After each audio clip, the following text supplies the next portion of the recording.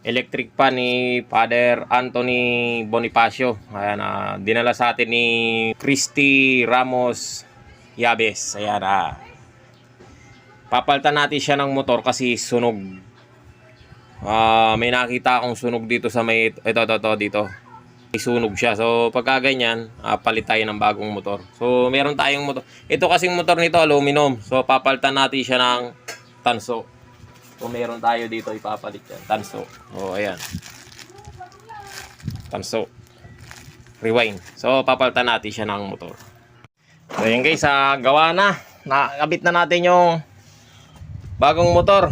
Gawa na yung electric pan ni Father. O ayan, number 1. Oh, lakas. Woo!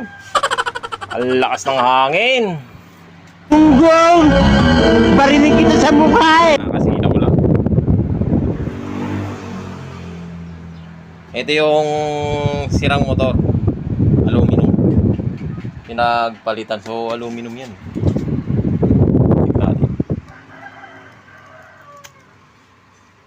Pag ito namuti, aluminum nga. Ayun, puti nga. Oh, puti.